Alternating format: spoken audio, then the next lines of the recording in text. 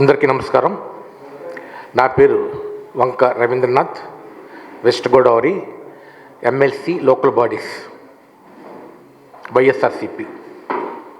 ఈరోజు బడ్జెట్ మీద డిస్కషన్ చేయడం జరిగింది మా పార్టీ తరపుని. మరి ఈ బడ్జెట్లో ఇవి అంచనాలు, ప్రపోజల్స్, ప్రభుత్వం యొక్క ఉద్దేశాలు, ప్రభుత్వం ఏదైతే చెప్పిందో అది అమలు చేయడానికి వేసే ప్రణాళిక కింద భావించుకుంటూ మరి ఈ బడ్జెట్లోకి మేము ఒకసారి వెళ్ళడం జరిగింది. ముఖ్యంగా spending on the health as a total expenditure, health మీద అన్ని రాష్ట్రాల్లో, ఆంధ్రప్రదేశ్లో యావరేజ్గా వాళ్ళ ఇన్కంలో 6.2% ఖర్చు పెడుతున్నారు. 2023-24లో మన రాష్ట్రంలో 6.4% ఖర్చు పెట్టడం జరిగింది. ఈ ప్రపోజ్డ్ బడ్జెట్లో 2025-26 ప్రజెంట్ గవర్నమెంట్ 6.7% ప్రపోజల్ ఇచ్చింది. అంటే ప్రజెంట్ బడ్జెట్లో ఎలక్ట్ చేసిన అమౌంట్ లాస్ట్ ఇయర్ యాక్చువల్స్ కన్నా ఎక్కువ ఉంది, last year all over India కన్నా ఎక్కువ ఉంది. అయినప్పటికీ ఇంత ఎక్కువ ఎలక్ట్ చేసినప్పటికీ కూడా ఆరోగ్యశ్రీ, అలాగే ఎన్టీఆర్ వైద్య విధాన ట్రస్ట్, ఆ ఫండ్స్ హాస్పిటల్కి రావట్లా. 6 నెలల బట్టి డిలే అయిపోయింది. ఆ ఫండ్స్ డిలే అవ్వబట్టి వాళ్ళు సర్వీస్ చేయట్లేదు, ఉచిత వైద్యం చేయట్లేదు. అనేక హాస్పిటల్స్ ఆరోగ్యశ్రీ నుంచి వెనక్కి వచ్చేస్తున్నాయి. అనేక డయాలసిస్ సెంటర్స్ క్లోజ్ అయిపోతున్నాయి. దానికి ఎగ్జాంపుల్గా కూడా చెప్పడం జరిగింది. తణుకు ఏరియా హాస్పిటల్లో నిర్వహిస్తున్నటువంటి ఒక డయాలసిస్ సెంటర్ ఒక లాస్ట్ ఇయర్ జూలై నుంచి ఇప్పటిదాకా 1,26,00,000 రూపాయలు అక్కడ బాకీ ఉంది ప్రభుత్వం నుంచి. మరి బడ్జెట్లో ఎక్కువ ఎలకేట్ చేసాం, ఫండ్స్ ఎలకేట్ చేసాం, మరి ప్రాక్టికల్గా వచ్చేటప్పటికి ఫండ్స్ రిలీజ్ అవ్వట్లేదు. ఏంటి వ్యత్యాసం?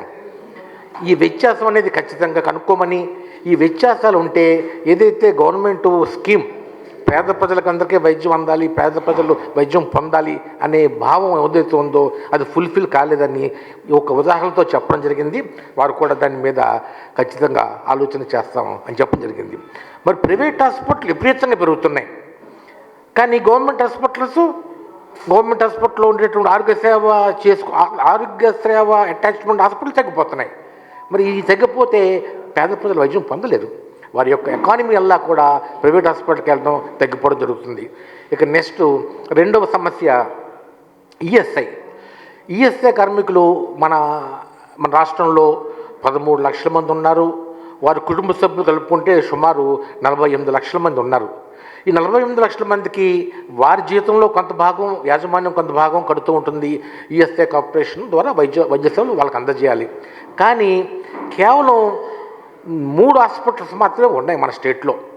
ఒక 72 క్లినిక్లు ఉన్నాయి. 72 క్లినిక్లు అంటే పొద్దున 8 గంటలకు వస్తారు, సాయంత్రం 5 గంటలకు క్లోజ్ అయిపోతాయి. మరి కార్మికుడు అంటే 24 అవర్స్ పనిచేసే కార్మికుడు ఉంటారు ప్రతి ఫ్యాక్టరీ. అంటే రాత్రి 7 గంటలకు 10 గంటలకు యాక్సిడెంట్ అయితే ఎక్కడికి వెళ్ళాలి? క్లినిక్ క్లోజ్ అయిపోయింది. హాస్పిటల్స్ ఏమో ఎక్కడో కానీ మొత్తం రాష్ట్రం మొత్తం 3 చోట్ల ఉన్నాయి. అందుకోసం నెట్వర్క్ హాస్పిటల్ పెట్టాలి. నెట్వర్క్ హాస్పిటల్ ఉన్నాయి, 72 మాత్రమే ఉన్నాయి. 72 సరిపోవు. 665 మండలాల్లో ఈఎస్ఐ కార్మికులు ఉన్నారు. 600 అంటే ఒక మండలం 5 మండలాలకు కలిపి ఒక నెట్వర్క్ హాస్పిటల్ ఉన్నట్టు ఇప్పుడు ఉండే రేషియో చూసుకుంటే. ఆ నెట్వర్క్ హాస్పిటల్లో కూడా వాళ్ళకి సరైనటువంటి రియంబర్స్మెంట్ ఇవ్వకపోవడం మూలంగా వాళ్ళు కూడా సర్వీస్ చేయట్లేదు. అంటే ప్రీమియం కడుతున్నప్పటికీ కూడా వాడి కుటుంబ సభ్యులు వైద్య సేవలు పొందలేకపోతున్నారు ఈఎస్ఐలో. దీని మీద ఖచ్చితంగా మన రాష్ట్ర ప్రభుత్వం దాని మీద బాగా యాక్టివ్గా చేసుకొని మన ఎంపీల ద్వారా, అంటే ఈఎస్ఐకి రీయింబర్స్మెంట్ ఇవ్వాల్సింది సెంట్రల్ గవర్నమెంట్లో ఆ యొక్క మెడికల్ స్కీమ్స్కి అమౌంట్ ఎంతెంత రావాలో అంతా కొంచెం పెంచేలాగా, ప్రజెంట్ మార్కెట్ ధరలో ఉండేలాగా. అలాగే స్టేట్ గవర్నమెంట్ చేసిన పాత్ర ఎక్కువ మంది నెట్వర్క్ హాస్పిటల్, ప్రతి మండలంలో ఒక కార్పొరేట్ హాస్పిటల్, అట్లీస్ట్ ఒక నర్సింగ్ హోమ్, ఒక ఎంబీబీఎస్ నర్సింగ్ హోమ్, ఒక లేడీ డాక్టరు ఉన్న హాస్పిటల్ అయితే రాత్రి అయినా ఎప్పుడైనా ఆదివారం అయినా యాక్సిడెంట్ అయితే ఎమ్మటి అక్కడికి వెళ్ళి ఎటువంటి డబ్బులు లేకుండా వైద్యం చేసుకునే అవకాశం ఉంటుంది. ఈ యొక్క ఫెసిలిటీ కలగజేస్తేనే ఈఎస్ఐ బెనిఫిట్ వస్తుంది అని చెప్పగానే మరి మంత్రి వారు కూడా దాని మీద తగిన స్పందన చేస్తానని చెప్పన్నారు. మరి ముఖ్యంగా alcohol shops, liquor shops income అధికంగా చూపించారు లాస్ట్ ఇయర్ మీద. ఓకే, అది వారి యొక్క ఎస్టిమేషన్స్. కానీ ప్రాక్టికల్గా జరుగుతుంది ఏంటంటే NH5 పెట్టేస్తున్నారు షాపుల్లో కాదు, షాపుతో పాటు సీటింగ్ స్పేస్ కూడా పెడుతున్నారు. దాని మీద ఏమవుతుందంటే ఒక విచ్చలవిడితనం వస్తుంది, ఒక విశృంఖలత్వం వస్తుంది. నేను ఏదైనా చేయగలను ఇలాంటి ఒక భావం కలుగుతుంది. ఎక్కడో మారుమూల షాప్ ఉంటే రహస్యంగా వెళ్తాడు, రహస్యంగా తీసుకుని వస్తాడు. కానీ రోడ్డు పక్కనే ఉంటే బహిరంగంగా ఒక షాప్ పెట్టాడు, బహిరంగ కుర్చీలు వేస్తున్నారు, బహిరంగ కూర్చుంటే విద్యార్థులు, చిన్న చిన్న అందరూ అట్రాక్ట్ అయిపోయి వెళ్ళిపోతున్నారే. అంత బహిర్గతం చేయొచ్చా? ఇది ఒక మోరల్ ఇష్యూ. ఇది నేను పాలసీ కోసం మాట్లాడట్లా. లిక్కర్ షాప్స్ అనేది హైవేల పక్కన బహిర్గతంగా పెట్టడం, విచ్చలవిడిగా పెట్టడం మూలంగా అందరినీ డిస్టర్బ్ చేసినట్టు అవుతుంది. స్టూడెంట్స్ని, కార్మికుల్ని అందరినీ కూడా వారి యొక్క ఆర్థిక పరిస్థితి డిస్టర్బ్ అవుతుంది, అలవాట్లు మారిపోతాయి, అన్ని విధాలు మారుతాయి. ఇలాంటిది కొంచెం ఊరికి దూరంగా ఉంటే కనుక ఖచ్చితంగా కొంత కంట్రోల్లో ఉంటారు అనేటటువంటి కూడా ఈ విషయాలు చెప్పడం జరిగింది.